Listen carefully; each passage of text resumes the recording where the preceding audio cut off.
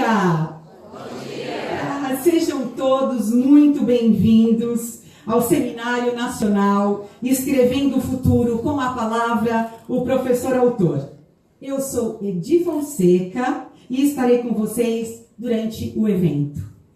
Gostaria de agradecer a presença de todos vocês, professores de educação básica e do ensino superior, técnicos de secretarias de educação de todo o Brasil e pesquisadores e profissionais do terceiro setor que atuam na área da educação. Estão animados para ouvir excelentes narrativas e compartilhar experiências vividas por educadores de várias regiões brasileiras, não é mesmo? Este seminário apresenta os saberes do ensino da língua portuguesa, o fazer do dia a dia em sala de aula, os desafios enfrentados por professores e professoras em seu trabalho em diferentes realidades e lugares do país.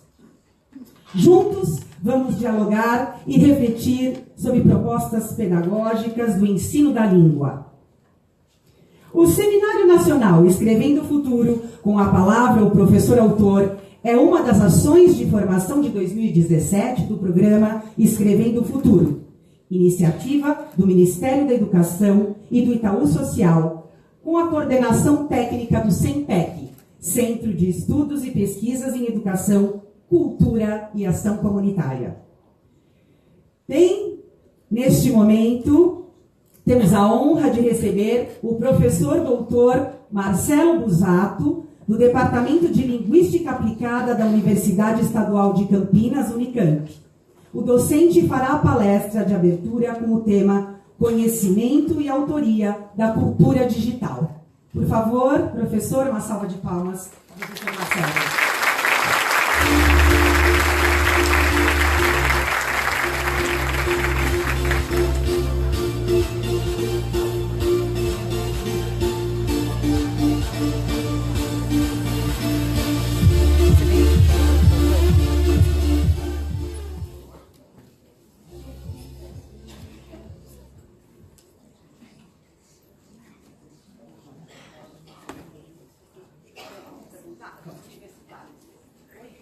Mexendo os slides aqui. Alguém pode nos dar uma força, por favor?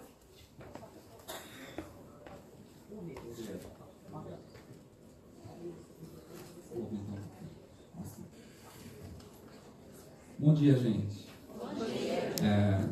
Primeira coisa, vocês devem achar muito estranho o professor especialista em tecnologia não sabe que botão apertar, né?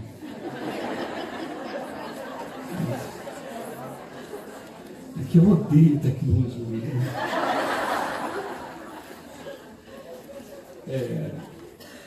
Eu queria dizer que eu estou extremamente feliz de estar aqui, é uma oportunidade ímpar, né? Eu trabalho com linguagem e sociedade, mas tenho uma interface muito forte com a educação e não é sempre que eu consigo estar assim, com tanta gente da linha de frente, ali, da trincheira, da batalha, para conversar, né? Queria dizer também que a gente gastou alguns bilhões para fazer a Olimpíada no Rio, né? Mas os verdadeiros campeões olímpicos estão aqui, na verdade. Né? Se a gente investisse a mesma coisa em vocês, a gente teria um outro país. Bom, eu não sabia muito bem o que esperar, então eu botei uma palavra difícil no título, que é para já chegar impressionando. Né? Epistemologia. Né? O que é epistemologia? Bom, eu não sou filósofo, não precisamos ir fundo. Vamos entender aqui no contexto dessa palestra epistemologia como aquela parte da filosofia que se preocupa com a natureza do conhecimento. O que é que a gente sabe mesmo, na verdade? Né? O que é conhecer alguma coisa? Né? Acabaram de descobrir que a gravidade vem em ondas. Né? Os caras ganharam o prêmio Nobel. Né? A gente achava que conhecia a gravidade, que era um fato. Né? Como é que esses fatos mudam? Né? Como é que são os processos de produção do conhecimento? Né? Em algumas culturas, o conhecimento é dado pelo pajé, por exemplo. Né? Ele vai lá, conversa com a cobra e diz. Né? Na nossa cultura, a gente tem um método científico. Né? Muitas vezes o método científico também fura. Né? E a revolução que a gente está vivendo na cultura, que se expande para todos os domínios da vida, né, é na verdade um processo de hibridização da cultura científica, que é da onde o computador vem, com a cultura do cotidiano, né? As pessoas mandando beijo pro namorado no WhatsApp, né? Perguntando se ainda me ama. Então, é isso que está acontecendo. Então, como é que a gente que trabalha com educação navega nessa pororoca, né?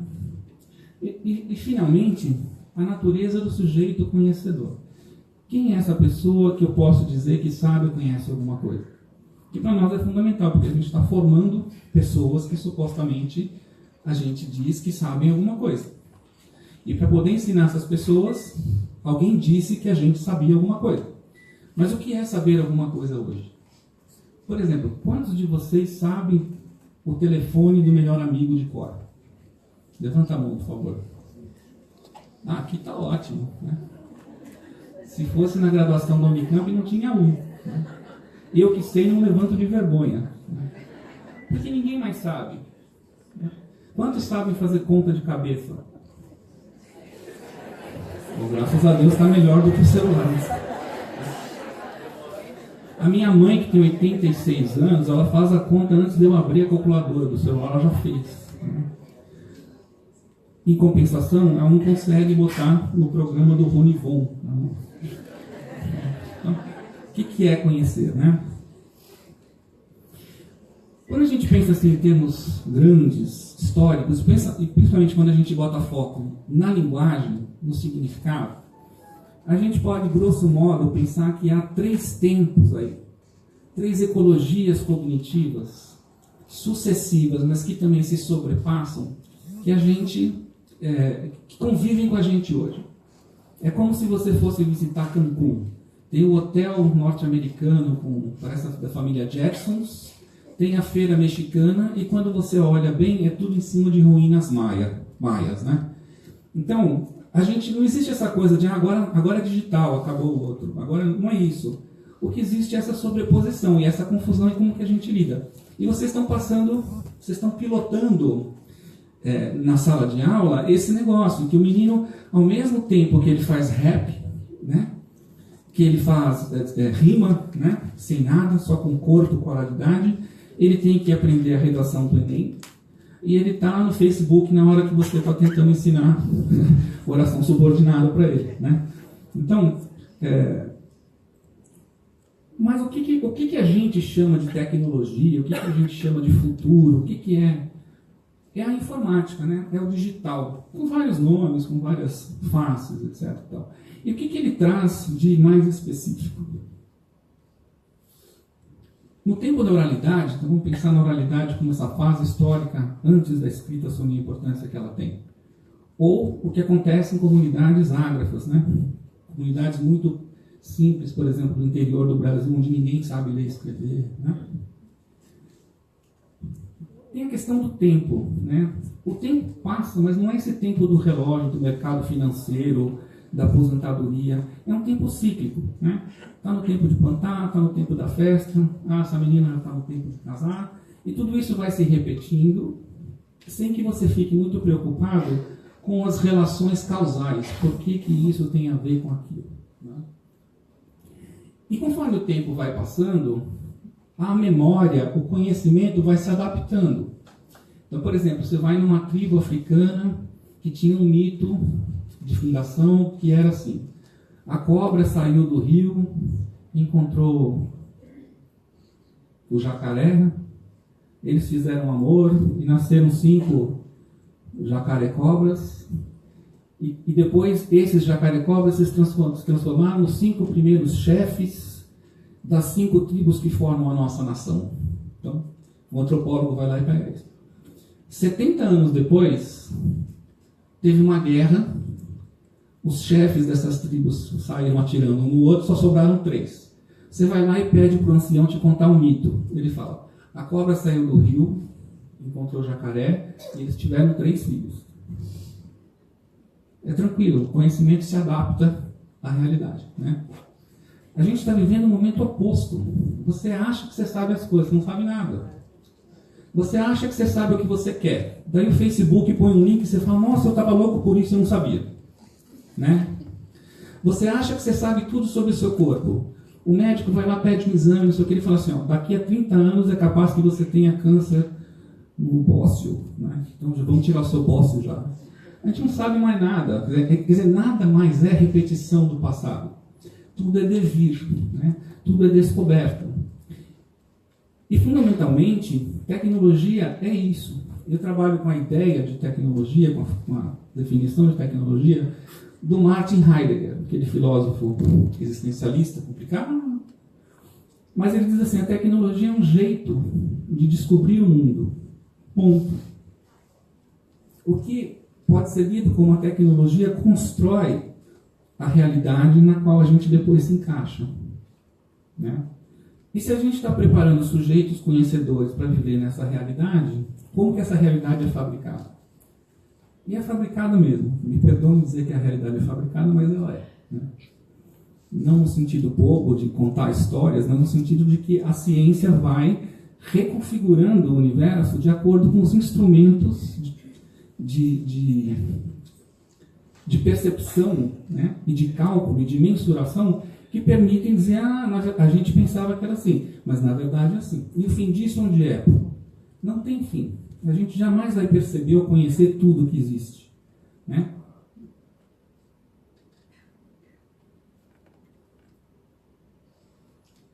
Quando a gente passa para a escrita, muita coisa muda. Em vez de estar preocupado com a memória, saber a memória, ajustar a memória à realidade, a gente passa a pensar no mundo a partir de disposições sistemáticas. Registrar, anotar, fazer listas, acumular, organizar. Então, isso é o que traz o que a gente chamou de modernidade e traz um modelo de escola que a gente tem hoje. Né? A escola é um pouco pensada para isso. Desenvolver disposições sistemáticas nos alunos para que eles possam dar conta de tarefas funcionais que são importantes. A mais importante de todas até então, escrever direito. Né? Pelo menos, ler e escrever direito. Né? E dentro dessas, digamos assim, para desenvolver essas disposições, a gente também busca, ou o conhecedor, ele deve ter algumas habilidades. Ele deve ser capaz de fazer cadeias de inferência. Se isso tem mais isso, então deve haver aquilo. Se houver aquilo mais aquilo, então deve haver aquilo. Né? Raciocínio hipotético dedutivo. A gente sabe que uma das marcas fortes da alfabetização ela chega a reconfigurar circuitos neuronais, etc., que permitem o raciocínio hipotético dedutivo, apesar da gente saber que isso não se deve ao código da escrita, mas à escolarização pela qual a gente ensina a escrita. Então, a escola, ela ensina as coisas, ensinando as pessoas a desenvolverem raciocínio hipotético dedutivo a partir das práticas de ensino. Né? A molecada para muito para ficar deduzindo as coisas hoje, não? Eles só param para deduzir o que é útil e o que interessa. O que não é útil e não interessa, o que eles fazem? Pergunta para o Google. Aliás, o Google dá trabalho, joga no WhatsApp que alguém deve saber. Né? Isso para a gente é um negócio de falar, meu Deus. Né? Agora, do ponto de vista deles, está tudo lá. Por que eu vou ficar deduzindo uma coisa que Aristóteles já deduziu? É só perguntar. Pensamento por categorias. Para a gente conhecer, basicamente, é categorizar. Não sei como vocês dão aula ainda, mas até a minha professora, quando eu fiz doutorado, a gente lia uns calhamaços desse tamanho, a aula dela eram aquelas chaves. Sabe aquelas chaves que a gente faz até com curvinha? Então ela punha não sei o que e fazia uma chave. Quando a lousa estava toda cheia, né, de categorias e subcategorias e subcategorias, ela, pronto, é isso que estava nos textos. Né? Aí dali para escrever uma tese, muito fácil, é só pegar a categoria 1, capítulo 2, categoria... Não, maravilha? Para nós é, para eles não é. Né? Para eles não faz muito sentido. Até porque as coisas não estão mais armazenadas em categorias. Né? Eles não vão no índice para saber a informação. Eles jogam em algum motor de busca. Pode ser o Google, pode ser a busca do Windows, pode ser o aplicativo, não sei do que, pode ser os amigos. Essa enciclopédia social, hoje, né, você vai no WhatsApp, não sei, no Facebook, quem tem e tal. Você tem uma enciclopédia social, né, você consulta, as pessoas devolvem. Você não precisa saber onde está arquivado, nem conceitualmente, nem fisicamente. Né? E a ideia da escrita era criar uma extensão indefinida da memória biológica. Então, em vez do conhecimento se perder quando o conhecedor morria, o conhecedor registra o conhecimento, ele pode morrer, o conhecimento fica, e você vai acumulando. Essa é a história do livro, essa é a história da ciência até aqui. O que acontece hoje? Hoje a gente está preocupado com o direito de esquecer e de ser esquecido. Né? A pessoa faz lá uma briga na rua, duas meninas brigam na rua por causa do namorado, uma puxa o cabelo da outra, vai parar no YouTube. Daqui a 40 anos ela está no restaurante com 2 netos, passa outra velhinha e fala, você que não no YouTube, né? As pessoas não conseguem ser esquecidas. E a gente não consegue esquecer. Você não quer saber o que está acontecendo. Chega um e-mail, chega uma notificação, não sei o que, ela bipa, alguém vem te contar, né? Você tirou 800 fotos, não sei porquê. Antigamente, na minha casa tinha uma máquina, nem me lembro o nome, daquelas cores de cinza bem vagabundas, que o flash era de papel celofane, fazia puff. Eu devo ter 3 fotos de infância. A minha filha deve ter 4.000. Né? Como que eu faço para ver as fotos dela? Quando eu preciso de uma foto, como é que faço? Não tenho nem capacidade cognitiva. Né? Joga fora? Não, tenho dó. Então o que eu faço? Compro um pendrive, compro um HD, compro um computador, bota na nuvem, compra mais nuvem. Né? E está tudo lá. Quer dizer, a memória ela é seletiva, na verdade. A nossa sanidade mental depende da gente poder esquecer coisas. A gente não tem mais como esquecer. Esse é um dos grandes problemas do futuro. Como selecionar o que eu quero esquecer e ter certeza que eu vou esquecer mesmo. Né? Por isso também não vale muito a pena para eles ficar copiando coisas, registrando coisas. Né? Eu não sei os alunos menores, né? Mas os meus que já têm cara de pau na graduação, na pós-graduação, eu mando o PowerPoint para eles, mas nem isso que eles querem. Eles já tiram foto do PowerPoint na aula. E eles só tiram daquilo que eles querem lembrar. Né? E aí, se for interessante, eles vão ler o texto. Aí, no dia da prova, vem chorar, que prova é uma coisa antiquada, não sei o quê. Né? Quem tem razão, eles ou eu? Né? Eu provei, vou fazer uma prova, vou mostrar que você sabe isso. Amanhã, isso que você sabe não vale mais. Ou você achava que sabia, até chegar no Google e ver que... Então, essa é a pororoca. Né? É aí que a gente está... É assim que o conhecimento está acontecendo. O que acontece no tempo da informática? Primeiro que a escrita tem uma história de 4.000 anos, né? E todo mundo sabe mais ou menos que ela começou como pictograma, como imagem. Depois essa imagem que fazia referência a coisas começa a fazer referência aos sons da língua. Já que era referência aos sons, não precisava mais ter proximidade, iconicidade. Com as imagens, eles viram letras. E a gente só lembra que pode ser figura quando a gente está alfabetizando. Então, olha o rabo do gatinho para ensinar o G. Né? Um dia, aquele G pode ter sido o rabo de algum gato, mas hoje em dia não faz mais sentido.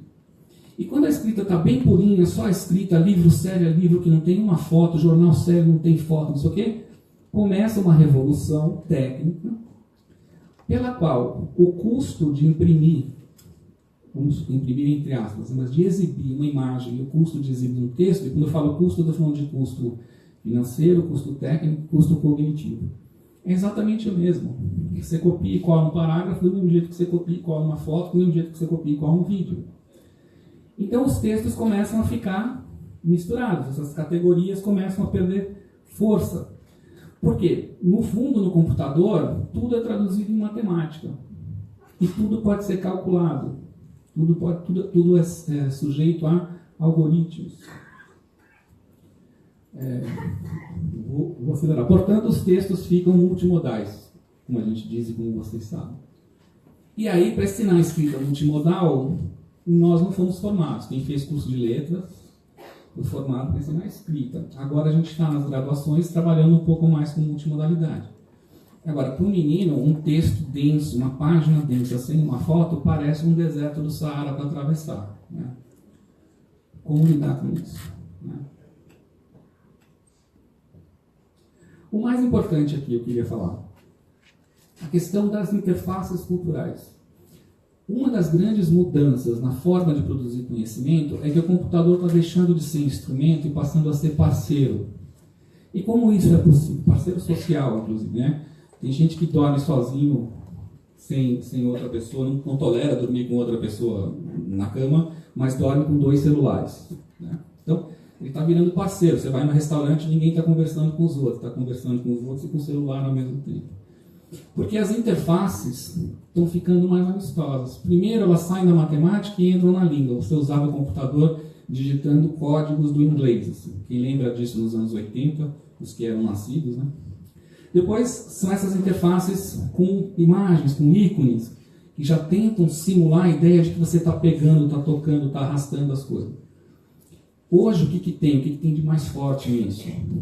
As interfaces de voz e a inteligência artificial. Então, a ideia é que você vai chegar no computador e falar... Pega aquela foto da Beatriz no aniversário da Bodó em 2015 e ele traz para você, desde que você tenha...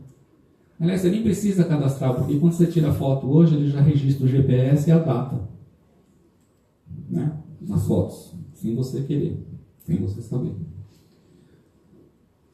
Mas o que foi a grande virada que tem a ver com a escrita e tem a ver com os nossos alunos? Vou pedir para vocês passarem o vídeo. Você pode avançar aí uns 30 segundos, se puder. In 1981, Xerox introduced the STAR Office Information System. The radical user interface of STAR had a major impact on the office system and personal computer industry. STAR introduced the use of icons to represent objects and applications, the desktop metaphor with a direct manipulation interface, Windows containing multimedia documents, property and option sheets, and generic commands.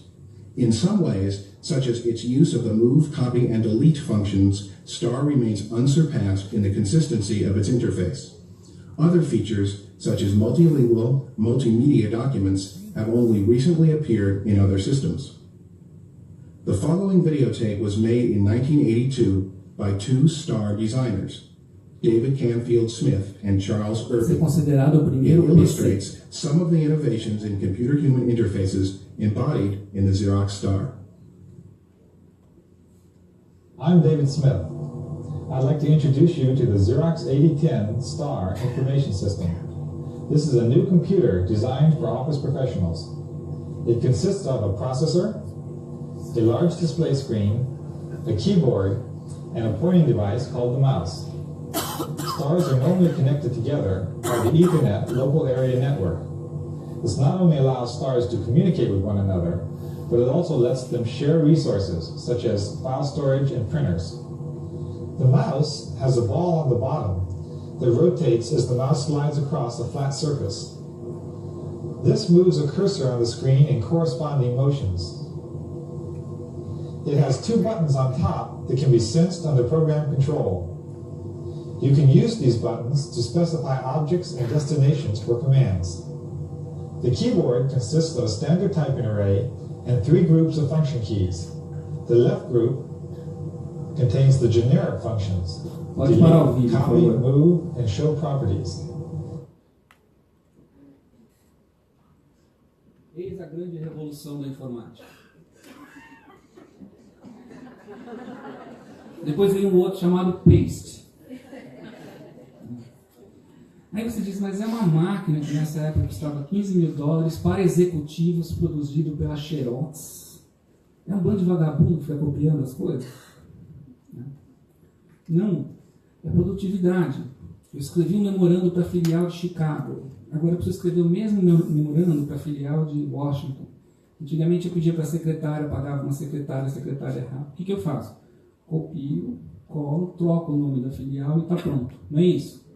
Exatamente como eles fazem trabalho em grupo, né? Vai na internet, copia. Não é isso?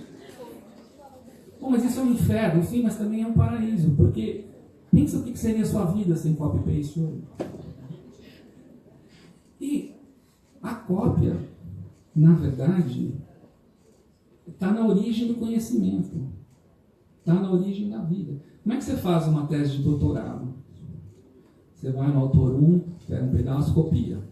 vai no autor 2, pega um pedaço, copia e fala, como é que eu emendo esse nesse? Pensa um pouquinho, raciocínio hipotético dedutivo. Qual que é a diferença? É que entre uma coisa e outra, a gente pensa conceitualmente. Eles, os que são mais malandros, eles só vão na superfície do discurso. Olha, isso aqui eu acho que é o oposto daquilo. Então eles põem, copia, cola o primeiro, bota porém, copia, cola o segundo. Uma turma em que a professora tem 85 alunos, ela não consegue ler, como é que ela vai fazer? Né? Quando você consegue ler tudo, conhece o aluno, você chama, fala, Juquinha, você nunca usou porém na sua vida. O que aconteceu? Você usava mai, né? Isso aqui aconteceu, mai e aquilo não. Como é que você me aparece com porém agora? De onde saiu essa palavra epistemologia? O que é isso? Né? Às vezes até o estilo a gente conhece. Né? O fato é que a gente se apropriou dessa possibilidade da informática e os textos estão sendo reconfigurados de várias maneiras por conta dessa propriedade. A gente dá risada aqui por causa do plágio, né? Mas algumas das séries, dos filmes mais interessantes, que mais ganham dinheiro, que mais fazem sucesso, são exatamente isso. Coisas coladas de certos lugares, encaixadas umas com as outras, de tal modo que aquele todo faça sentido e promova uma releitura dessa memória, né? Então, eu vou dar alguns exemplos. Vou tocar só um pedacinho de cada vídeo, senão não vai dar tempo. Tá? Depois, se vocês quiserem, eu posso, se o Sempec tiver essa disponibilidade, esse interesse, eu passo o PowerPoint para vocês. Vocês podem vir em casa. Pode, por favor, tocar o vídeo lá, o primeiro?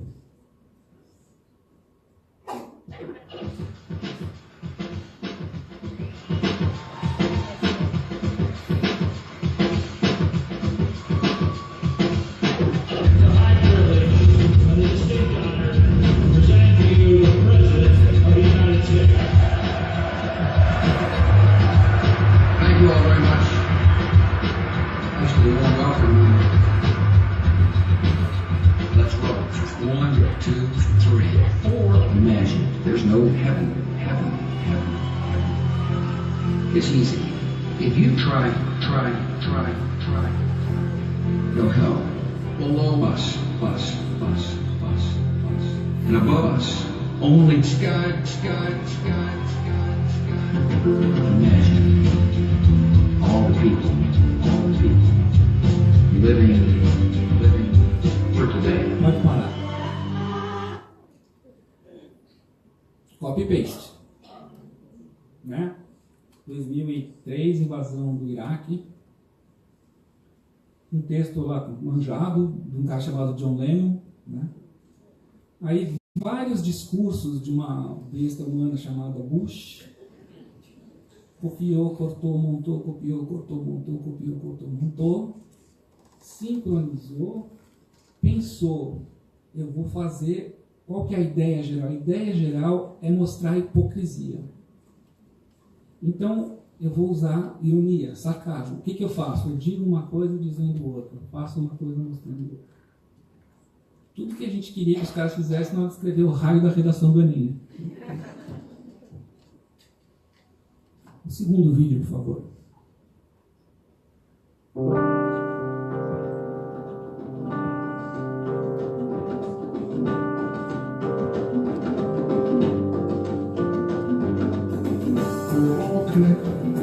To each other, biologically, to the earth, chemically, to the rest of the universe.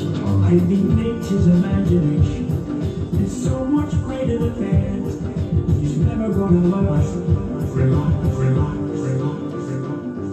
We live in an in-between universe where things change alright, but according to patterns, rules, or as we call them, laws of nature. I'm just standing on a planet. Really, I'm just a speck compared with a star. The planet is just Pode another parar, por speck. favor. Esse é lindo, né? São 4 cientistas desses famosos que fazem divulgação científica na TV. Todos eles têm programas, são programas desde os anos 80 até os anos 2000. A ideia é falar um pouco de cosmologia, né? Então a pessoa que fez foi recortando, juntou, botou uma base, botou umas imagens. O físico pode olhar e falar assim, mas isso aí, o cara está falando de física quântica, está mostrando um monte de nuvem. É verdade, mas possivelmente não foi o professor. E se fosse? Né? E se fosse um trabalho em que o professor de física explica a teoria, o professor de português pega os programas e fala, vamos explicar nas palavras deles. E daí professores de física que se virem para arrumar as imagens, daí a gente edita. E quando estiver pronto a gente põe no YouTube, manda para a Olimpíada de Língua Portuguesa, sei lá. Agora, tem de tudo, né? O terceiro, por favor.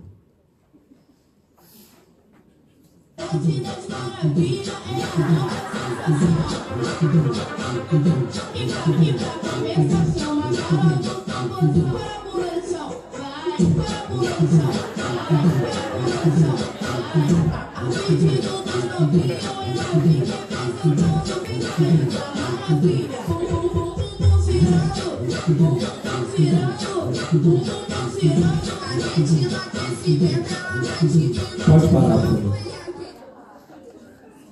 Quem ainda estava dormindo acordou agora, né? Que utilidade educacional tem isso? Depende de como a gente usa.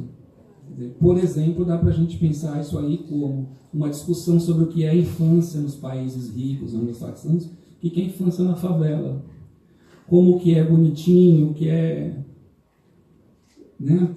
Também pode ser erótico. E como é que tem uma questão de discernimento, uma questão moral envolvida nisso. Você pode levar para o seu psicanalista. Assim, quer dizer que quando eu fazia assim, bebezinho, a minha mãe me desejava, então é por isso. Você que sabe. É texto. É texto. Não é amontoado de colagens. Né? Tem esse potencial, né? Ali, ó, a maquininha aqui responsável por tudo isso, que chama Sampler. Isso aqui é mais para você trabalhar com arquivos de música, né? Você pode trabalhar com quase tudo, mas existem softwares que fazem isso dentro do computador, até aplicativos de celular, que te permitem recortar e colar, né? Aí eu queria mostrar ali um evento de letramento digital para vocês. Pode colocar o vídeo. Chegou a hora do porta-voz.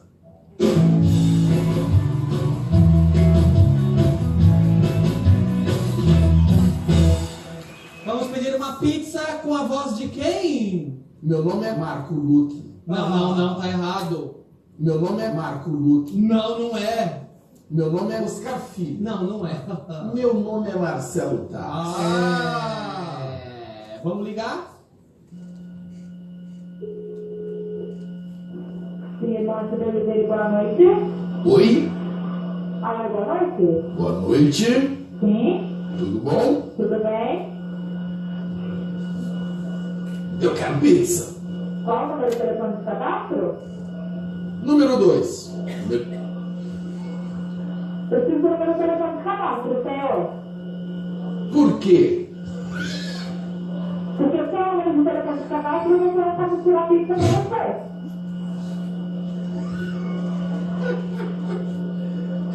Alô? Alô? Docinho de coco. Eu quero pizza. Eu quero pizza. Senhor, seu número de telefone de cadastro Pode não parar. vai tirar pizza pra você. Olha que louco, esse rapaz aí, que eu não acho particularmente brilhante, né? Ele fez um caminho do anonimato à televisão aberta, passando pelo stand-up comedy e pela internet.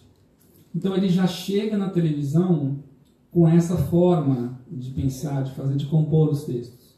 E ele tem tanta confiança nisso que ele se propõe a improvisar e a fazer na hora, né?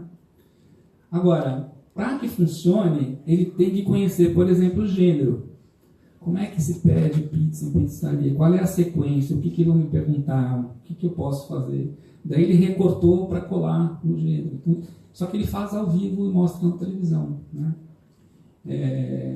Os alunos, muitas vezes, eles têm essa mesma confiança. Eles dizem assim, eu já sei o que vai acontecer no seminário. Vai perguntar isso, vai fazer aquilo, vai fazer aquilo, vai fazer aquilo. Na hora eu recorto o que eu preciso da internet e mostro, né? eles estão exibindo um certo tipo de inteligência que a gente ainda não sabe explorar, né, em benefício deles. Né? Eles usam isso, é uma apropriação cultural, quer dizer, para expressar identidade, para se divertir, para tirar nota, para fazer outras coisas. Mas está disponível para fazer ciência, para fazer literatura, para fazer... Né? Falta pensar essas epistemologias novas. Né? E finalmente aqui, a maldade. O último vídeo, por favor. Ó, ela vai falar contigo. Dona Irene. Eu sei, mas quem é? O nome dela é Google Tradutor. Hã? O nome dela é Google Tradutor. Ah. Olha. Oi, Dona Irene. Fala com ela. O que você quer comigo? O que você quer comigo? Tudo bem? Ela tá falando xangueiro, eu não entendo. Não tá não, tô falando tudo bem, olha. Tudo bem? Tudo bem? Tudo bem, tudo bem. E você tá bem?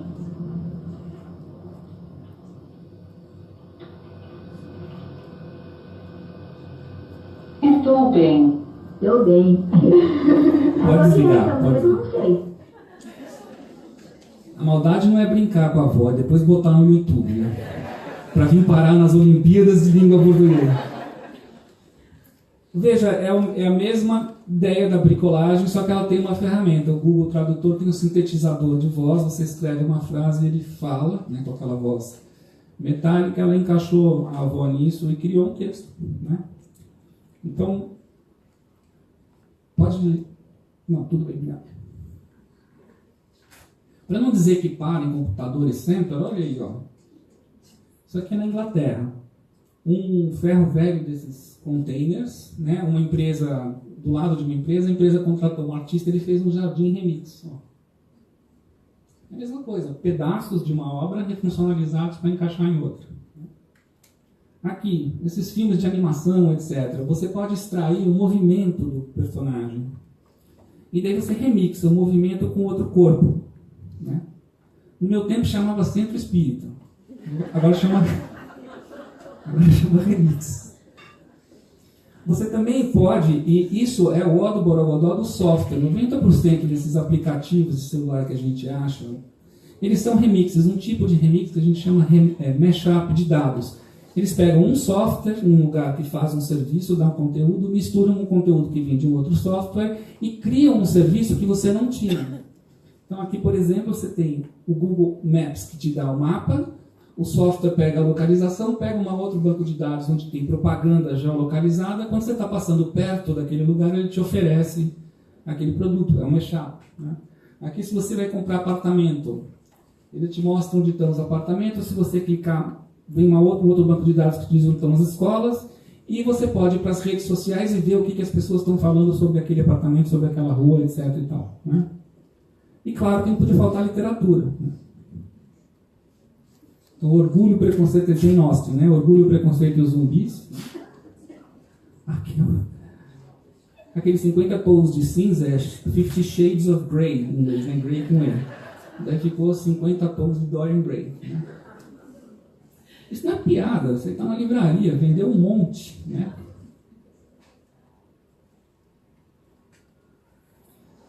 Quando a gente volta, então, eu estou falando da natureza dos textos, né? Quando a gente volta e tenta estudar o que é a natureza do remix, pensando na linguística textual, né? Ou pensando nos estudos literários, a gente percebe que o remix já estava aí, que nem as ondas gravitacionais que a gente não sabia, né? Bom, as vanguardas europeias artísticas trabalhavam com colagens, etc, etc. Os narradores trabalham, mas enfim, o remix como um processo assim, de produção de textos mesmo, ele está indo nessa constelação aí, ó. Ele está entre o plágio, a paródia, a forgerie, o pastiche, né? A gente escreveu, meu grupo de pesquisa escreveu um texto sobre isso, né?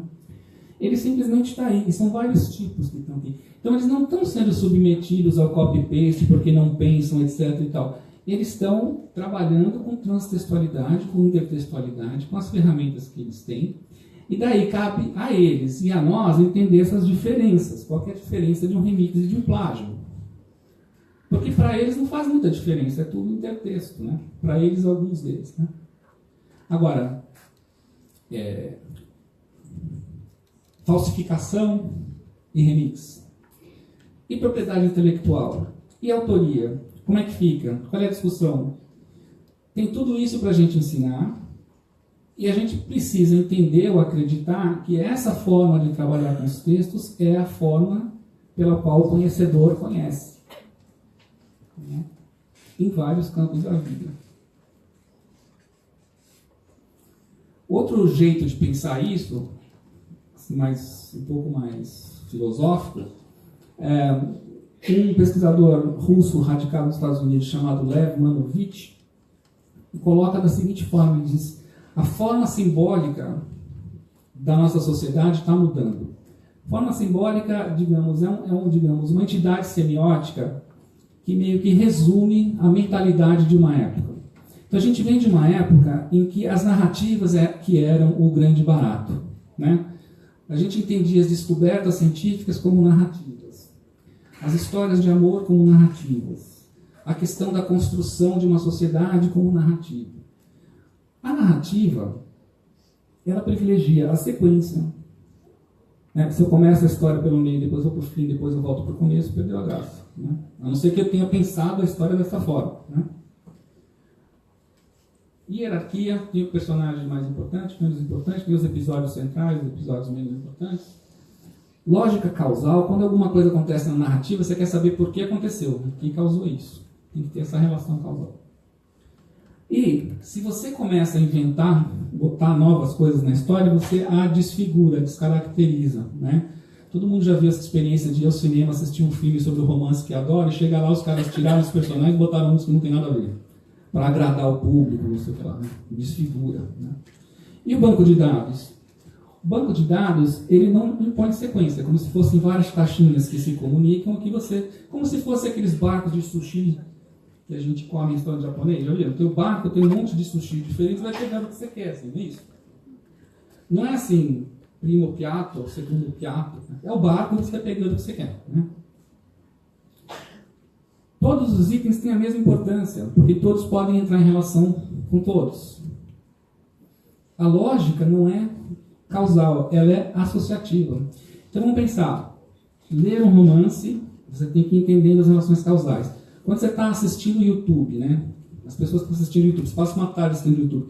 Qual é a lógica? Como é que você vai de um vídeo para o outro? Você fica construindo raciocínio? Não, agora que eu já vi o Teletubbies das Maravilhas, eu vou ver o que acontece com a Cocoricó da favela.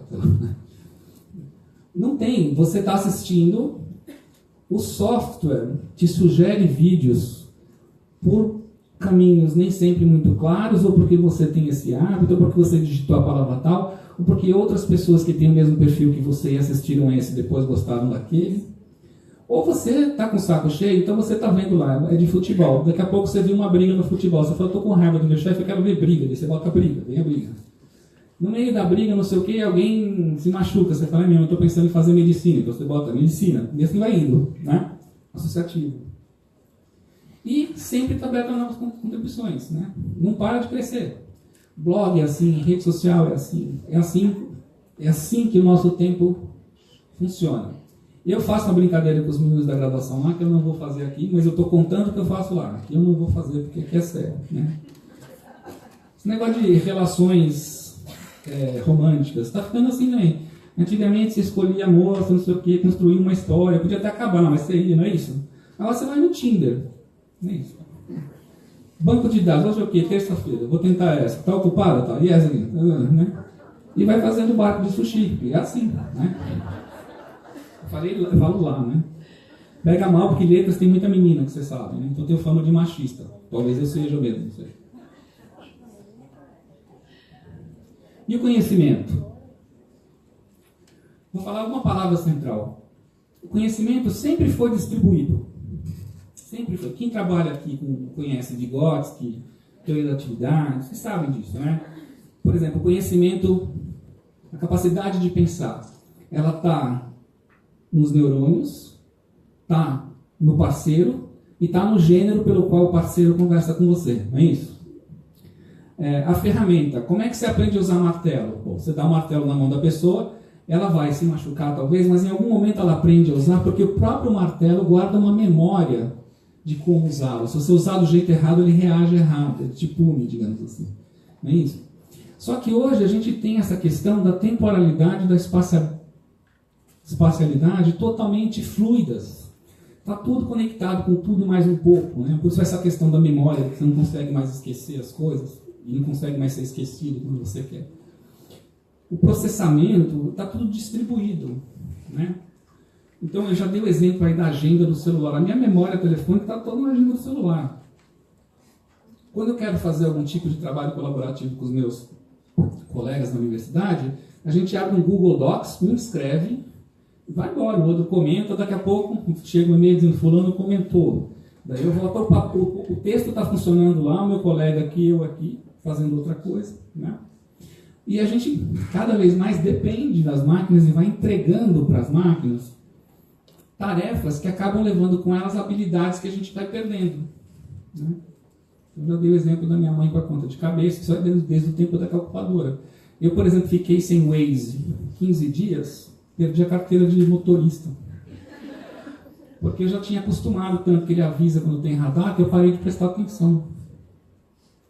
Fiquei sem, não conseguia mais instalar o Waze, tomei 8 multas de velocidade, não matei ninguém, não bebi nada, mas perdi a carteira, fiquei 6 meses em carteira. Né? Porque eu não penso mais. Então, a gente tem que entender que o conhecedor, ele não está naquele corpo só, e naquela mente só. Ele não é... O cara é um soldado. Ah, eu sou soldado. Tira a bota, tira a farda, tira a faca, tira a espingarda, tira o capacete. Fala assim, vai lá, soldadão. Né? Ele não é mais soldado, ele é uma pessoa. Deixou de ser soldado. Então, o conhecedor, sem acesso a essa rede, ele conhece cada vez menos. E, por outro lado, cada vez mais espera-se que as pessoas tenham acesso a essas redes 24 horas por dia para fazer as coisas que elas têm que fazer.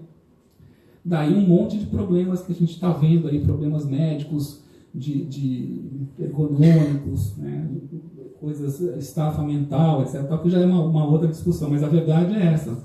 Aí, por exemplo, a gente vai fazer um vestibular. O que a gente faz? Tira tudo deles. Tira o celular, tira a calculadora, tira o relógio digital, tira tudo, põe o cara pelado na sala, com um papel e uma caneta e fala, me mostra que você é um conhecedor. Muito difícil, né? Muito difícil. Por que é assim? Porque se eu deixar cada um entrar com a sua rede, o que vem com o Apple e a rede não sei o que lá, não vai ser justo, tá certo? Tá, mas o que você pôs na cabeça dele não veio de uma rede, de uma escola que era melhor ou pior, uma família que era melhor ou pior, e ele conseguiu botar mais aquilo na cabeça. Então a gente precisa começar a quebrar esses paradigmas de que o conhecedor é uma pessoa. O conhecedor é uma rede. E a mesma coisa é o professor. Chega de achar que o professor tem que ser repositório de conhecimento. Vou perguntar para o professor. Pergunta para o Google. Um professor você vai tratar sobre o que é necessário perguntar, o que fazer com a resposta do Google. Né? A gente também precisa ser valorizado nesse sentido, ser formado nesse sentido e atuar dessa forma. Né? A gente vê, infelizmente, no Brasil ainda muito aluno e professor numa relação de passador de conteúdo, receptor de conteúdo e dá um vistinho. Isso é insustentável. Né? Então, por exemplo, vocês trabalham com sequência didática. Então, você está projetando recursos, não é isso? Você está montando essa rede e isso vai convergir num determinado resultado que depois vai entrar numa outra rede. No caso aqui entrou numa Olimpíada, mas podia ter entrado no portfólio, em alguma outra coisa. É isso, só que com essa tecnologia, essas redes se estendem ad infinito. Né? Você está em seu curso de japonês, de repente você pode estar conversando, você pode estar pedindo uma pizza no Japão, que nem o cara fez aqui, para testar o vocabulário. Né? Aí vocês vão falar assim, mas o currículo não permite. É verdade. Eu não tenho tempo. É verdade.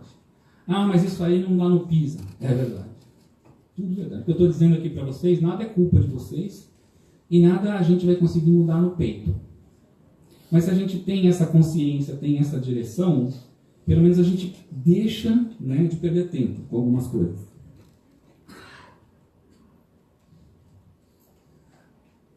que mais que está mudando? A gente está vivendo a era da dadificação.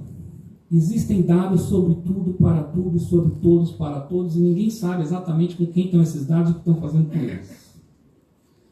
Tudo tem dado, né?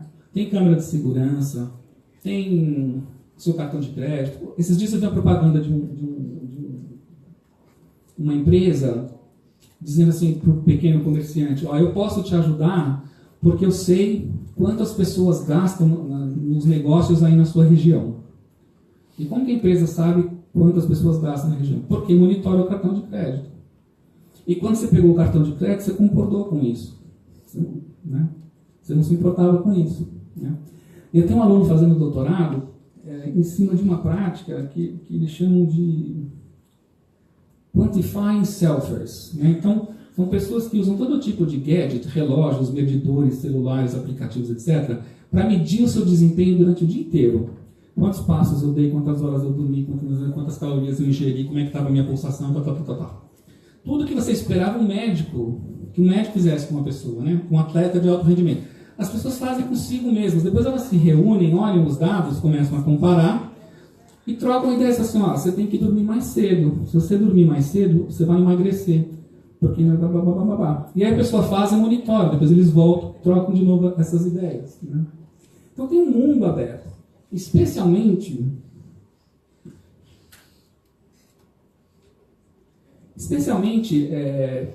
a gente está vivendo um momento que na educação, ainda nas escolas praticamente não se fala, mas nas escolas de países mais avançados, no e-learning, né, e nas empresas, se fala muito de uma coisa que chama Learning Analytics, que é mais ou menos a mesma coisa assim. Como é que o Facebook sabe que você está interessado no disco do Wesley Safadão, sendo que você nunca escreveu forró, né?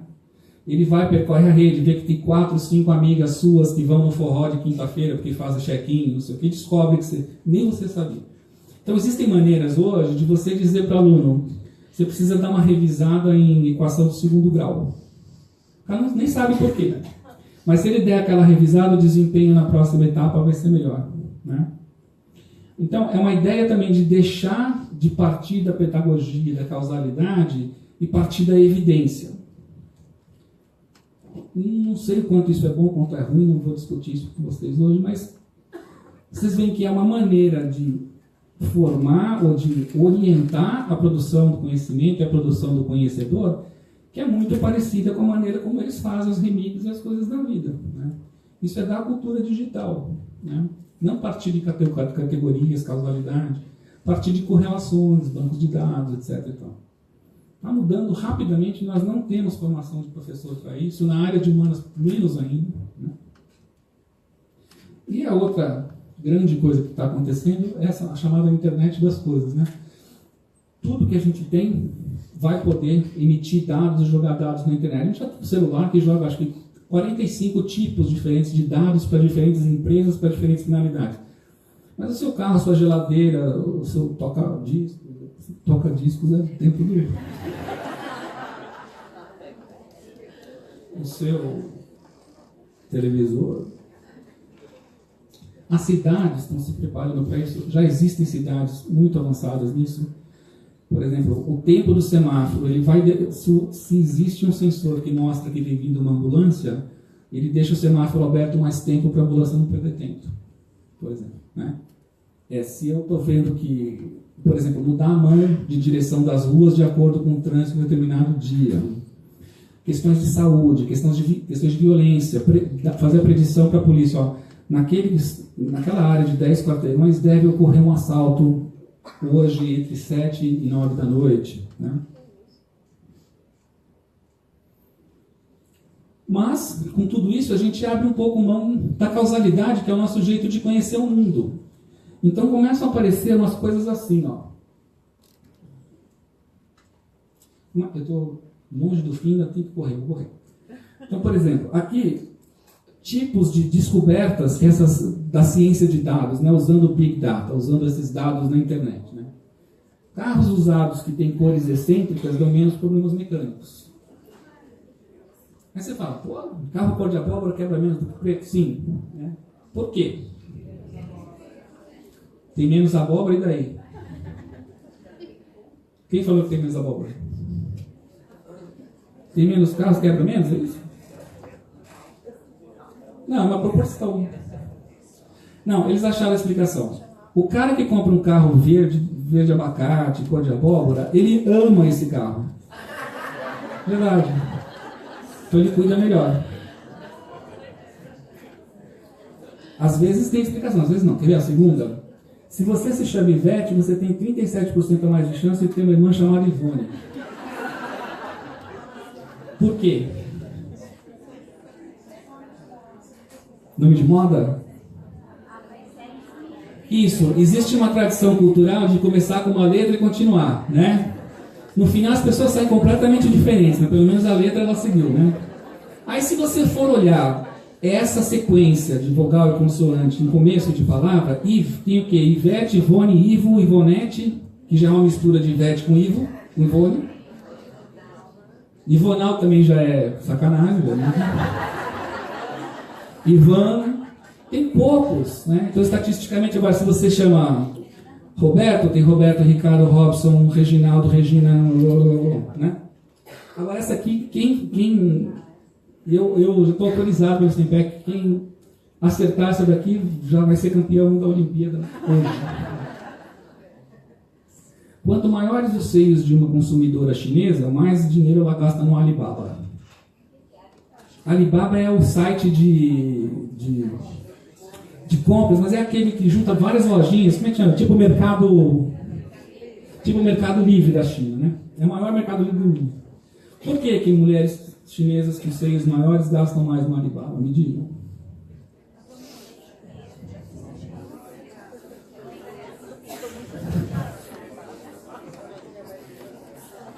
Isso é um mistério pior do que o da força da gravidade.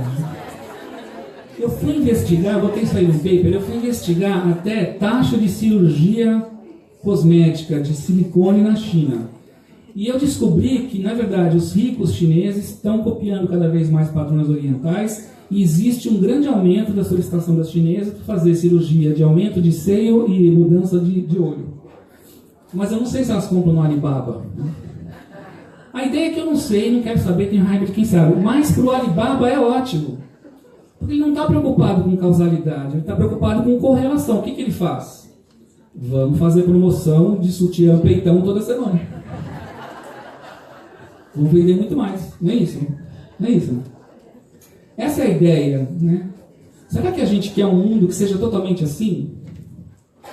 Ou será que a gente tem um papel de liderança em que eu digo assim, olha, se é vender no Alibaba, ok. Agora, quando você vem tomar decisão sobre educação, sobre política, sobre a minha vida, o meu país, a minha saúde, não.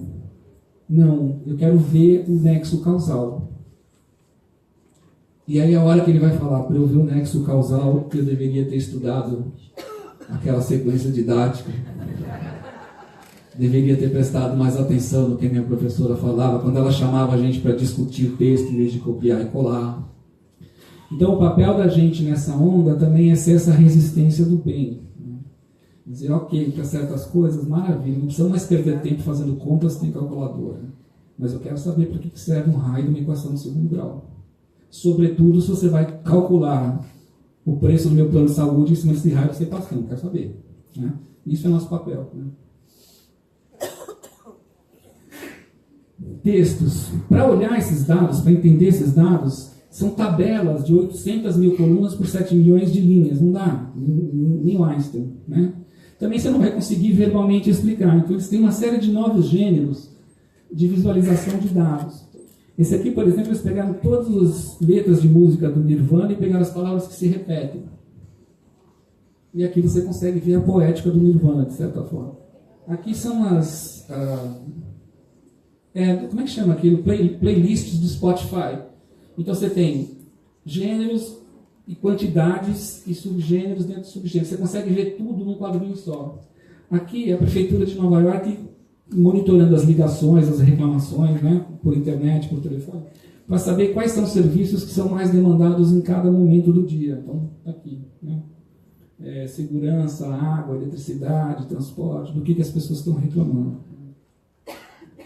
É um tipo de pensamento, de planejar, de prever, né, que muitas vezes dá muito certo, muitas vezes é um desastre, tipo corretor ortográfico de WhatsApp, que é o mesmo raciocínio. Eu fico com raiva, eu falo assim, como assim eu é você? É eu e você. Esse burro não sabe gramática? Não sabe, porque ele trabalha com estatística, ele não trabalha com gramática, né? E aqui, finalmente, né, esse é o grande papel nosso. Trabalhar nessa cadeia e ensinar o valor, a diferença para o que a gente chama de conhecimento mesmo, entre o que é dado, o que é informação, que é um dado que tem significado, certo? Porque o dado está a 36 graus aqui dentro, é um dado. A informação é qual? Está calor para caramba, né? O conhecimento, que é quando você pega essas informações e junta, você fala assim, um ser humano se sente feliz quando a temperatura está até 24 graus. Se está a 36, quanto eu tenho que diminuir o ar-condicionado, né? O insight é quando você não tem esses caminhos prontos, mas você sente que tem uma relação e daí você sai para construir. E isso a gente chama de sabedoria. Então, eu acho que tem uma relação entre gravidade e variação, não sei do que lá, mas como que eu vou fazer para chegar, né? Precisa todo um corpo científico. E a criatividade é o que a gente viu nesses remixes todos, né? É eu achar conexões inesperadas e dar coesão e coerência numa coisa que a princípio era um esparramado de pontos, né?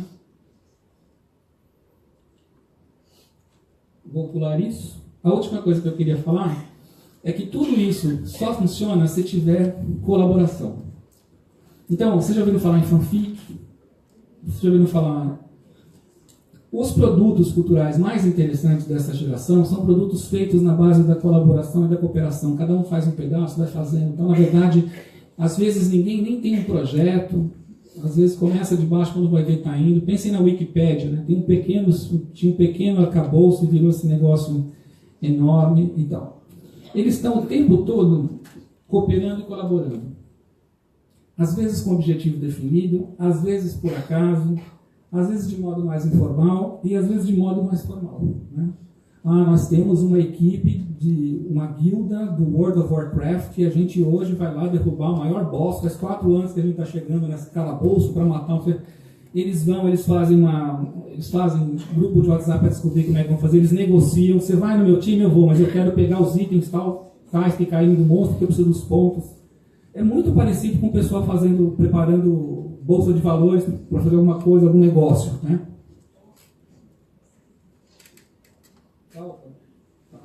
Obrigado.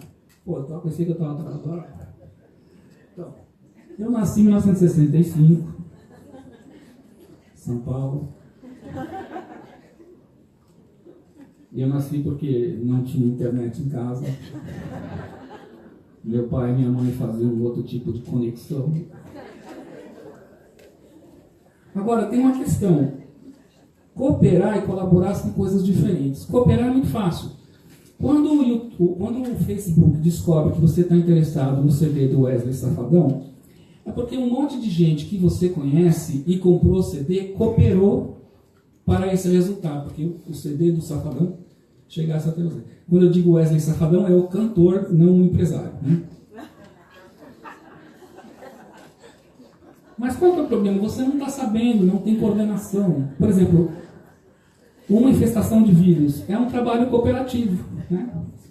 Você está cooperando com o vírus. Você pega o vírus da gripe, você entra no elevador, espirra, o vírus pula para o outro limpa assim, depois dá bom dia.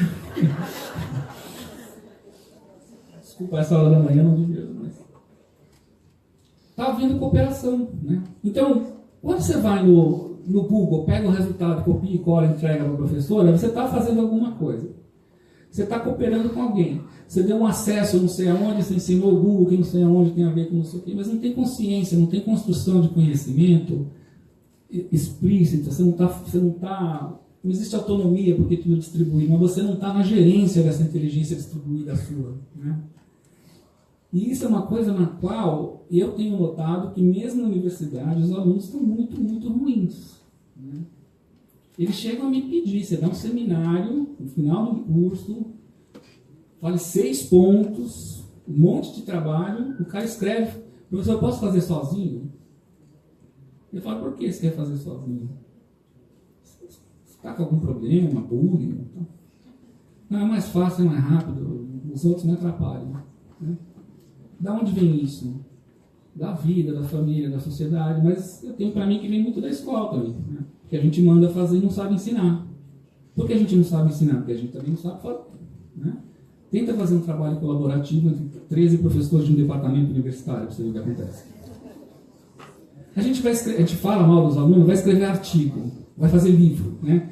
Estou organizando um livro, tá? Os caras te mandam, você chama 12 pessoas, cada uma num capítulo. Você fala assim, agora eu queria que todo mundo lesse os capítulos dos outros e estabelecesse conexões.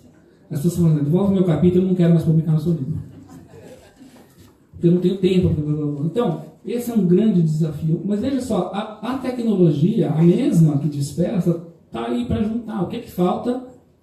Projeto, gerência, capacidade, visão, experiência, professor, né? Professor, arquiteto de colaboração, né? Porque arquiteto de exploração está cheio no mundo. Todos esses apps aí que dão de graça, não dá nada de graça, estou explorando algum serviço seu sem você saber. Agora o professor pode arquitetar colaboração mesmo, né? E aí, claro, a colaboração para nós que trabalhamos com língua é maravilhosa porque ela só se dá se tiver comunicação, negociação de sentido. Então você, além de tudo, né, está praticando o que você precisa ensinar. Não só no produto, mas no processo. Né? É complicado, difícil fazer. Eu trabalho com ensino à distância, eu e um colega do departamento, vamos montar um curso sobre o uso de multimídia no ensino de línguas e tal. Preparamos toda uma sequência, toda uma coisa, cujo ápice seria eles irem para o fórum da ferramenta e fazer uma discussão. Primeira mensagem no fórum, vamos montar um grupo de WhatsApp? Segunda, vamos? Terceira, não tem mais. Terceira mensagem, eles entregaram o trabalho. A gente teve que escrever e falar assim, ó, desculpa, mas humildemente, você podia mandar o log desse WhatsApp para a gente ver o que vocês fizeram? Né? Você não pode, que a gente falou umas coisas que você não pode saber, professor.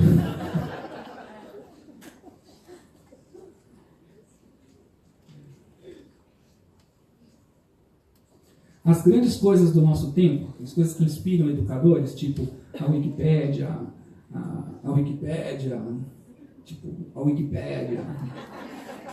Não, esses grandes projetos de crowdsourcing, né, de crowdfunding, que as pessoas se juntam com um pouquinho de dinheiro e fazem coisas maravilhosas, ou todo mundo dá um pouquinho de trabalho. Tem um game massivo para pessoas que gostam de ficar montando quebra-cabeça. Com esse game massivo, eles conseguiram desvendar a estrutura de uma proteína que era muito necessária para dar um baita avanço no tratamento de um tipo de câncer. Né? Então tem coisas muito legais para fazer. Né?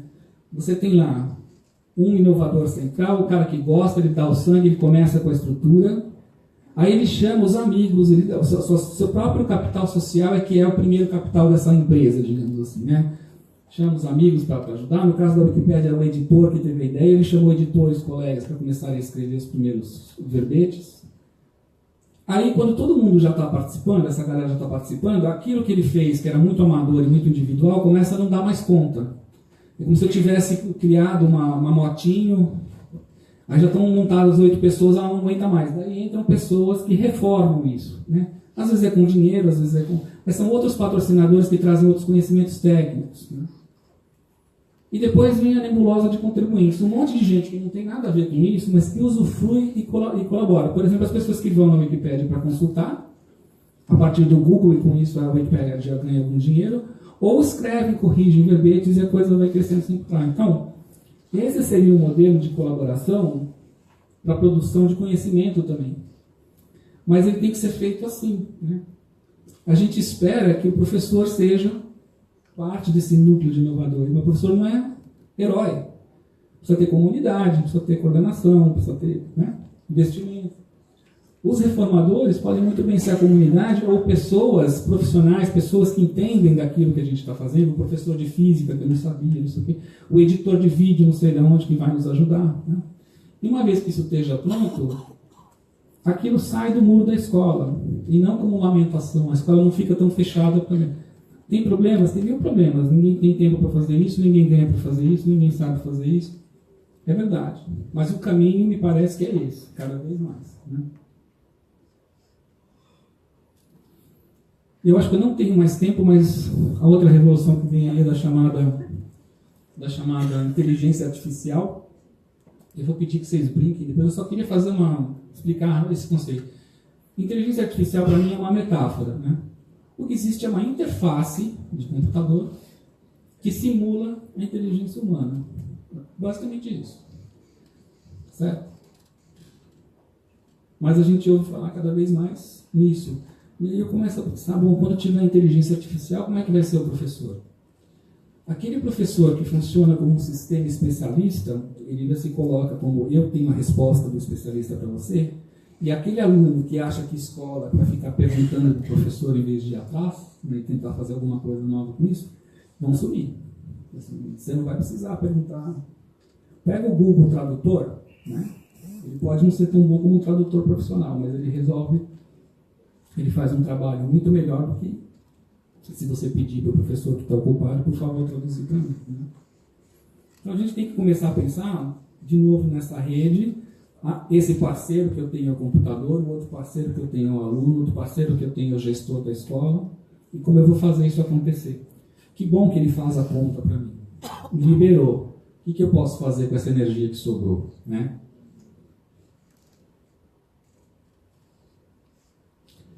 E as habilidades que são esperadas aí, né? Cada vez mais a gente precisa parar de pensar em termos de que é o conhecedor, o aluno como conhecedor é alguém que sabe que na França, o Papa, não sei o quê, e alguém que sabe fazer coisas. Descubra quando foi que aconteceu o cisma na França, por quê, cadê o Papa? Né? Negociador de ontologias, ou seja, eu tenho que olhar todos esses dados e falar, tem a realidade que eu vejo, tem a realidade que o computador consegue ver. Para o computador colaborar comigo, eu preciso fazer de conta que o meu mundo é igual ao dele.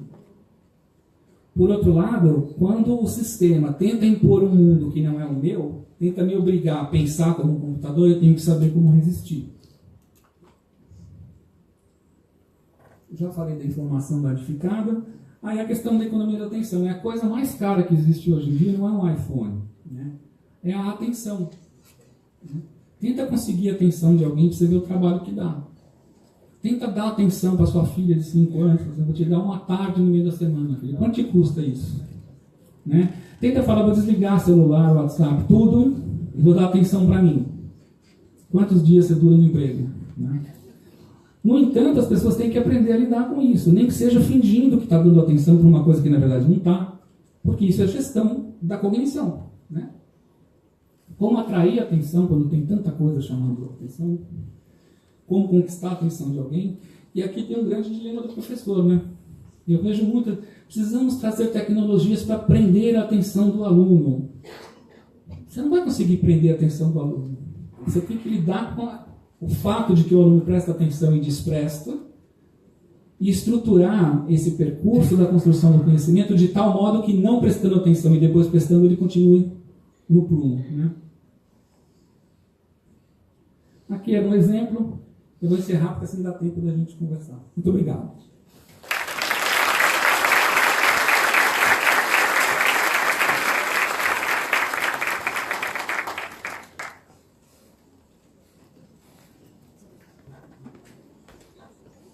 Muito obrigada, professor Marcelo, pela sua exposição. Com certeza, vem cá, bem bonito aqui perto de mim. Com certeza vai contribuir demais para o trabalho desenvolvido em sala de aula e para as nossas discussões hoje e amanhã ainda, né? A gente não tem tempo para perguntas? Pessoal da coordenação. Temos tempo?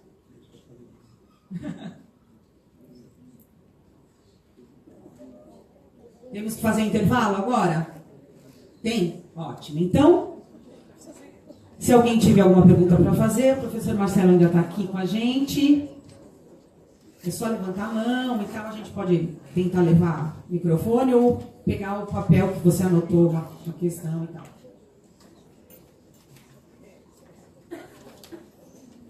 Alguém?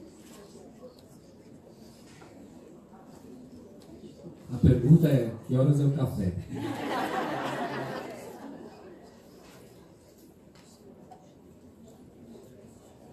Encerramos então? Eu vou pedir o seguinte, nós vamos parar agora e voltaremos às 11h15 para o auditório, faremos um breve café e para a nossa primeira mesa, né, onde teremos o diálogo com os professores para apresentar os seus trabalhos que foram selecionados, tá bem? Então, muito obrigada e até já. Uma salva de palmas novamente para o nosso convidado.